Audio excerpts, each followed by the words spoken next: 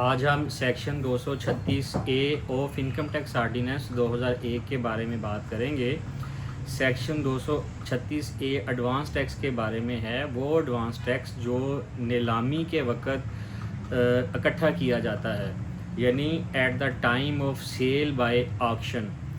جب کوئی شخص کسی نیلامی کے اندر کسی ٹینڈر کے ذریعے کوئی پراپرٹی خریدتا ہے، کوئی موویبل یا اموویبل پراپرٹی خریدتا ہے، تو وہ ادارہ جو نیلام کر رہا ہوتا ہے، جو ٹینڈر دے رہا ہوتا ہے اور خریدار کو جگہ بیچ رہا ہوتا ہے، پراپرٹیز سیل کر رہا ہوتا ہے، اس کے ذمہ ہے کہ وہ خریدار سے ایڈوانس ٹیکس کلیکٹ کرے۔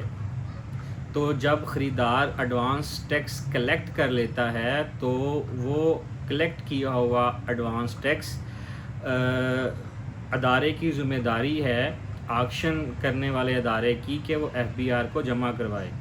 تو یہ جو ادارے آکشن کرتے ہیں، ان میں وفاقی حکومت بھی ہو سکتی ہے، صوبائی حکومت بھی ہو سکتی ہے، FBR کا کمشنر بھی ہو سکتا ہے، کسٹم کے آفیسرز بھی ہو سکتے ہیں، کوئی کمپنی بھی ہو سکتی ہے، فارن کمپنی بھی ہو سکتی ہے، یا جو بھی ادارہ، ایون کوئی نیم گورنمنٹ انسٹیٹیوٹ ہے، اگر وہ بھی سیل کر رہا ہے، آکشن کر رہا ہے، تو اس کی بھی ذمہ داری ہے کہ وہ خریدار سے ایڈوانس ٹیکس کلیکٹ کرے اور ایڈوانس ٹیکس کلیکٹ کر کے FBR کو جمع کروائے۔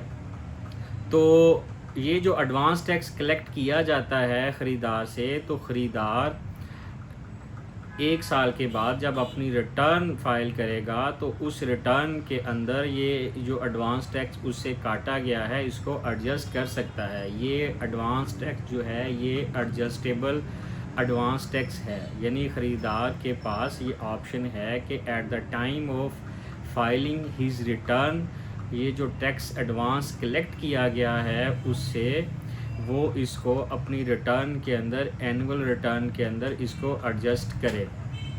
تو یہ جو ٹیکس کلیکٹ کیا جاتا ہے، یہ ہمیں لا بتاتا ہے، شیڈول بتاتا ہے کہ یہ شیڈول کے مطابق جو ہے ایڈوانس ٹیکس کلیکٹ کیا جاتا ہے۔ تو یہ جو ایڈوانس ٹیکس ہے یہ فائلر اور نان فائلر کے لیے الگ الگ ہے۔ فائلر کے لیے یہ 5 سے 10% تک ہے، اور نان فائلر سے یہ 15 سے 20% تک ہے۔ تو یہ تھا آج کا ٹاپک۔